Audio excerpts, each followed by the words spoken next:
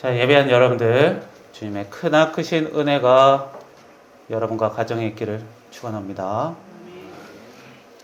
자, 오늘 말씀, 예수님께서 하신 좋은 말씀이에요. 예수님 원래 나쁜 이야기 거의 안 하시는 분입니다.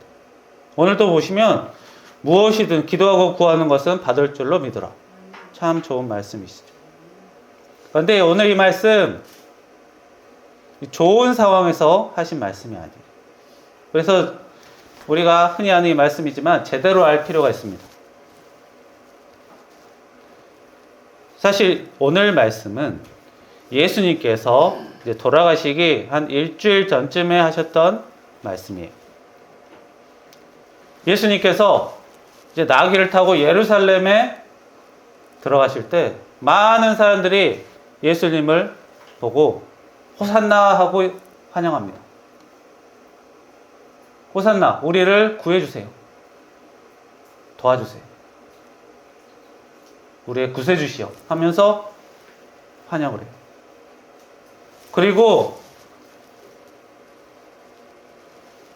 예수님이 다음날 지나가다가 무화과 나무를 하나 보십니다. 그리고 그 무화과 나무를 저주하세요. 그리고 나서 예루살렘에 다시 들어가서 이 성전을 청소를 하십니다. 그리고 나서 다음날 봤더니 그 저주했던 무화과 나무가 말라 죽었던 거예요. 하루 만에.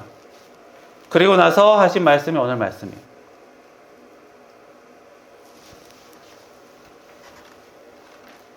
자, 오늘 말씀은 예수님께서 성전을 청소하신 일과 무화과 나무를 저주했던 일이 함께 들어있습니다.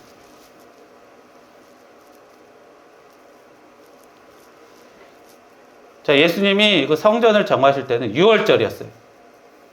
6월절이 뭐냐면 이스라엘 그 유대 지역의 큰 명절이에요.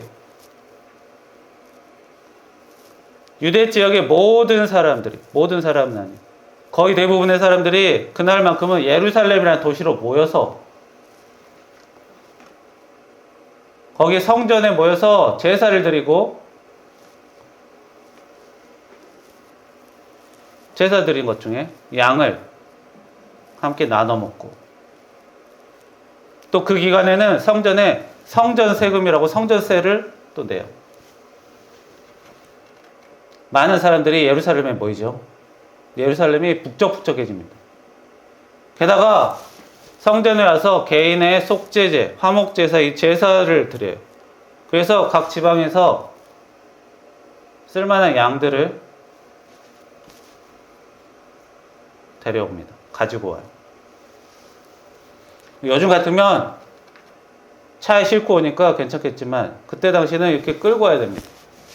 끌고 오면서 양이나 그 제사물들이 지치거나 다치거나 부러지거나 할 수도 있어요. 그런데 하나님께서는 흠없는 제사를 드리라고 했거든요.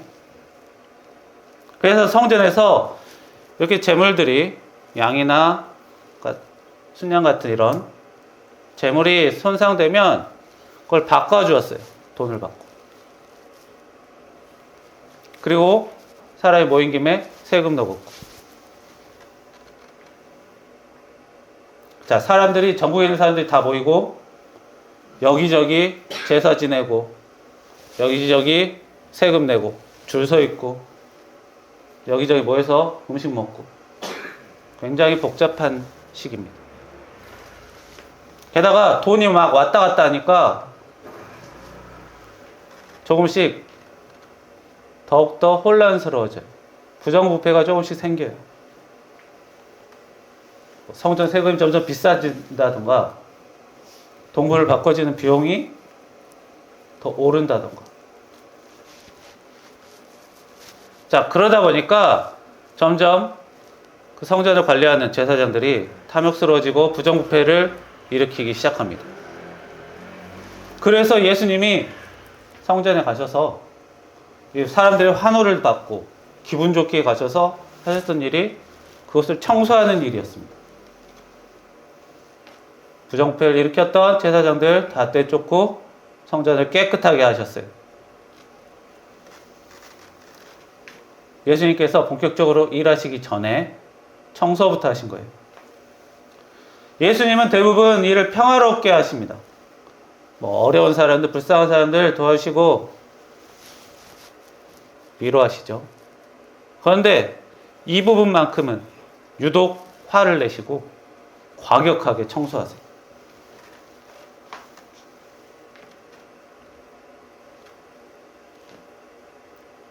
자, 하나님께 드린 제사가 부정해지면 어때요? 제사장을 두시는 이유가 뭐였습니까? 하나님과 사람 사이에 제사장을 두어서 사람들이 직접 제사할 때 제대로 모르고 잘못 제사할 수 있으니까 그들을 돕고 가르치고 올바르게 제사하게 도우려고 제사장들을 두셨어요. 그런데 그 제사장들이 올바르게 가르치지도 못하고 돕지도 못하고 오히려 제사를 망치고 있었던 거예요. 자, 부정부패로 드린 제사물 하나님께 제대로 드려지지 못합니다. 자, 오히려 제사장들이 제사를 방해하는 사람이 되어버렸어요. 이렇게 사람이 일을 하다 보면 제사가 잘못된 건 아니에요. 사람이 잘못돼서 일을 그르칠 때가 많아요. 뭐 우리나라도 법이 문제입니까? 법을 나쁘게 쓰는 사람들이 문제죠. 자, 이렇기 때문에 예수님께서 나중에 친히 제사물이 되어 세상 사람들을 위해서 십자가 사역을 하신 거예요. 예수님이 친히 제사물을 준비하셨기 때문에 제물을 준비하는 과정에서 문제가 생기지 않아요. 잘못될 일이 없죠. 사람이 자꾸 손을 대면 자꾸 변질되는데 그렇지도 않아요. 제사가 잘못된 것이 아니라 제사장들이 자기 노릇 똑바로 못해서 제사가 사람들을 혼란스럽게 만들고 사람들을 괴롭히는 일이 되어버렸기 때문에 은혜가 되는 제사가 안 됐기 때문에 예수님께서 직접 제사 문제를 해결하시고 영혼의 문제를 십자가 사역으로 하셨어요. 이제 우리는 더 이상 영혼의 죄 때문에 제물을 들고 제사하러 갈 필요도 없고 오직 십자가 사역을 믿음으로써 영혼 구원을 얻게 되었습니다. 간단하게 만드셨던 거예요. 왜죠? 제사장들이 제대로 못했기 때문에. 그러면서 이 무화과 사건이 또 일어납니다. 예수님이 이동하다가 그 일 끝나고 다음날 이동하시다가 식사를 못해서 시장하셨어요. 마침 길가에 무화과 나무가 있어서 거기에 달린 열매를 드시려고 했는데 열매가 없던 거예요. 자, 열매가 없으면 얻고 나고 그냥 가시면 되는데 이상하게도 그 나무를 저주하십니다.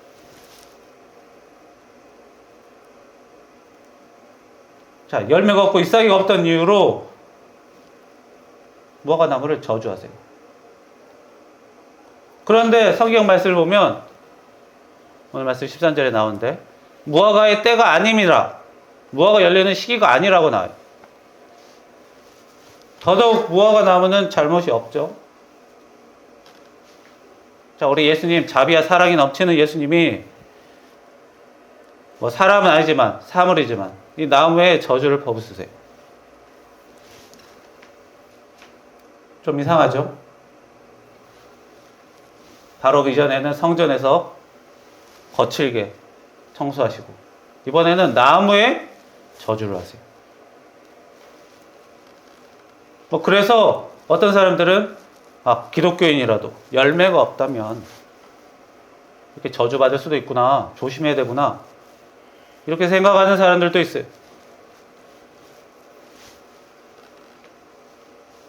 자, 왜 그러셨을까요? 자, 이걸 알려면 그 유대 지역의 그 사회와 문화를 조금 알아야 돼요. 이 무화과는 이 뽕나무 종류입니다.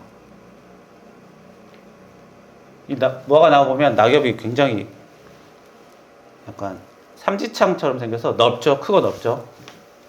뽕나무가 그런데 과거 이스라엘이 있던 곳은 그 유대 지역은 지중해 지역인데요. 좀 더워요. 더운 나라입니다. 무화과 나무는 이렇게 더운 곳에서 잘 자랍니다. 많이 자라면 12m까지 자란대요. 보통 아파트 한 층이 3m 정도로 계산하거든요. 12m면 4층 정도 되죠. 굉장히 크게 자라면 높게 자라는 나무입니다. 그래서 성경에 보면 이 무화과 나무 잎사귀를 그늘로 삼았다는 내용도 간간히 나와요. 그리고 우리나라도 보면 무화과 나무 열매 보통 어느 때 먹죠? 여름 때 먹습니다.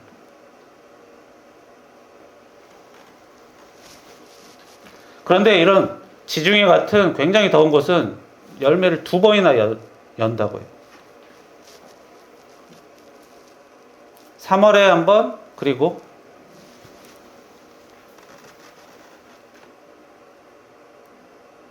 더 더울 때 한 번. 우리나라도 그렇게 열린다고 해요. 그런데 3월에 열리는 열매는 정식 열매는 아니고 임시 열매입니다. 잠깐 나왔다 들어가는 열매. 그래서 맛이 없고 상품 가치가 없어요. 영양분은 있는데 맛은 없죠. 우리가 맛없는 과일 억지로 먹진 않잖아요. 그런데 옛날에 이렇게 먹을 게 없을 때는 이렇게 맛없는 과일이라도 따서 먹을 수 있었습니다. 굉장히 먹을 게 없었을 때는 그렇죠. 성경에 쥐염 열매라고도 나오는데 가축이 먹는 간식인데요. 이것도 영양분이 있는데 맛이 없어서 안 먹을 뿐이에요.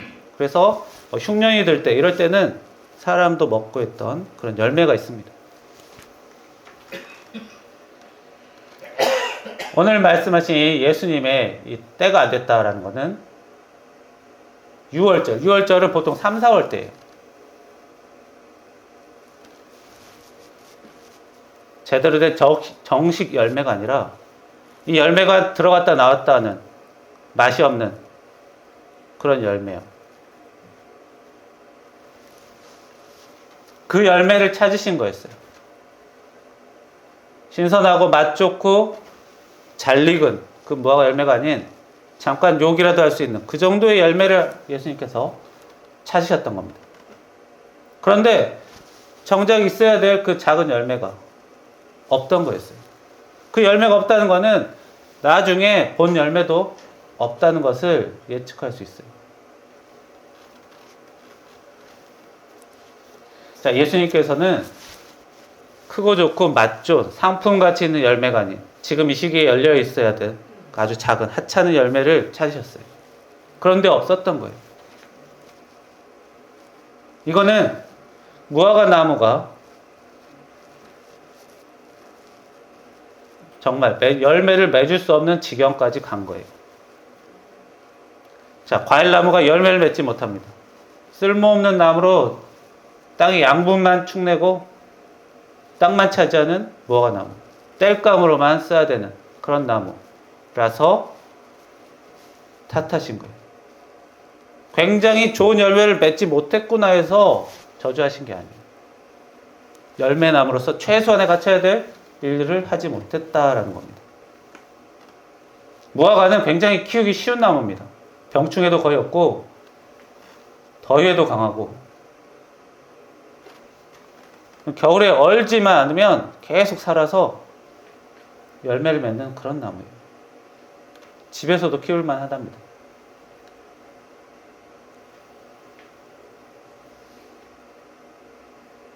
그리고 나서 오늘 말씀하신 거. 자기 말을 믿으라고. 그래야 자신이 말한 대로 이루어진 것을 그리고 보여주십니다. 하루 만에 그 무화과 나무가 말라버린 것. 나무가 하루 만에 마르기 불가능한 일이에요. 잘라내는 것이 아니라 스스로 마른 것이죠. 즉 자신이 말한 대로 이루어진 것을 보여주시면서 무엇을 따르라? 내 가르침을 따르라는 거예요. 오늘 본문 뭔 얘기합니까? 성전을 청소하시고 무화과 나무를 저주하신 이 사건.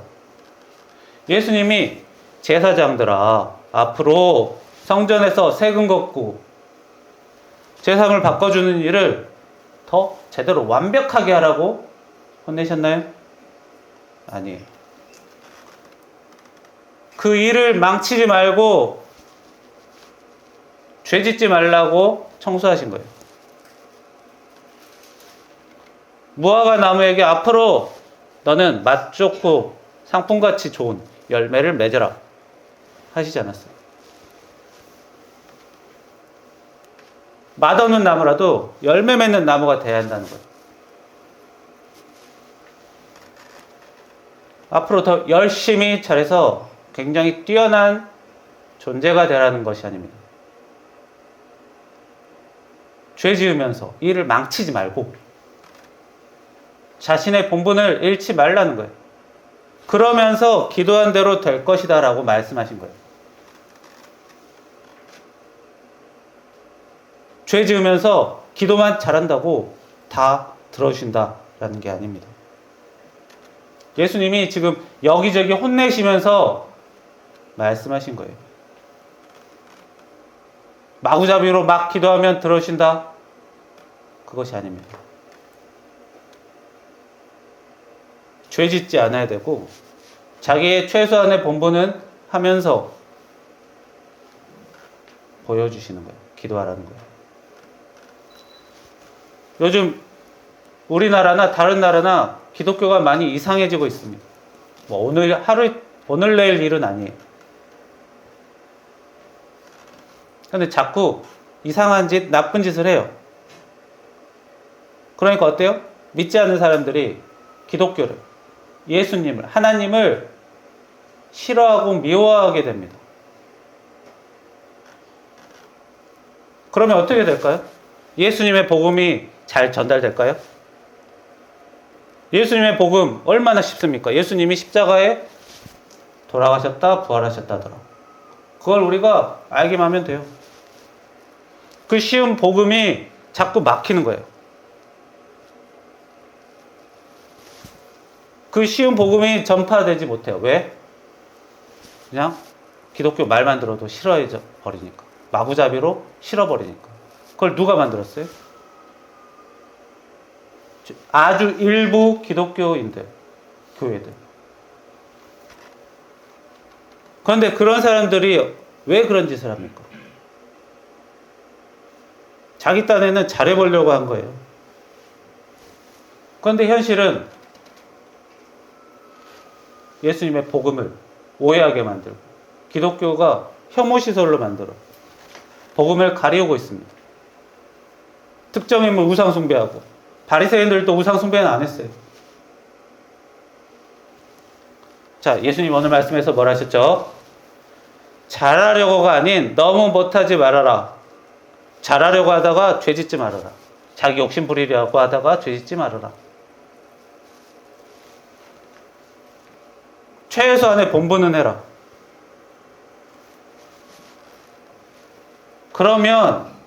그러면서 기도하면 내가 너희들에게 응답하겠다는 거예요. 대단한 거 요구하지 않으십니다. 우리가 가정에서, 일터에서 오늘 말씀을 잘 살피고 살아야 합니다. 잘하는 것 좋아요. 그러나 잘하는 것은 죄 짓지 않으면서, 죄 짓지 않는 일을 하면서, 최소한의 자기 본분은 하면서 그 다음이에요. 죄 지으면서 잘하는 것은 뭐예요? 그냥 죄 짓는 거예요. 아무 의미가 없습니다. 죄 짓지 않는 게 가장 중요하고 자기 역할의 최소한은 감당하는 것이 오늘 주님의 가르침이고 그런 가르침을 잊지 않고 깨닫고 사는 사람에게 주님께서 기도하신 대로 응답하시는 은혜가 있다고 말씀하시는 거예요.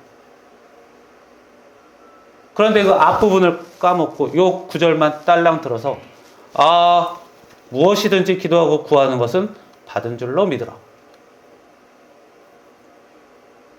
그렇게 생각하면 안 됩니다. 이 말씀은 예수님께서 죄 짓는 사람을 꾸짖으면서 하신 말씀이에요. 그래서 그저 좋은 은혜의 말씀이라고 받아들이기보다는 우리가 알 건 알아야 되고 조심할 건 조심해야 되고 꼭 해야 될 것은 해야 하면서 기도해야 되는구나 라는 것을 아셔야 합니다. 그래야지 주님의 은혜가 있어요. 자, 오늘 말씀대로 살아가는 여러분들이 되시고 주님의 은혜를 크게 받는 교인들이 되기를 축원합니다. 기도하겠습니다. 살아계신 하나님, 오늘 말씀 성전 정화와 무화과 사건, 저희들 어떻게 살아야 하는지 그리 어렵지 않지만 저희들이 까먹을 때가 많습니다. 많은 이득을 위해서 죄 지어도 되는 줄 알고 착각할 때도 있고 제대로 예수님의 가르침을 따르지 못하면서 기도만 의지할 때도 있습니다. 그러나 오늘 말씀을 듣고 저희들 죄 짓지 않고 살며 최소한의 본분을 지키며 살면서 기도할 때 주님께서 친히 응답하신다는 것을 다시 한번 깨달아 알고 살면서 저희들 진정한 그리스도인으로 살게끔 은혜의 삶을 살게끔 인도하여 주옵소서. 예수님의 이름으로 기도합니다. 아멘.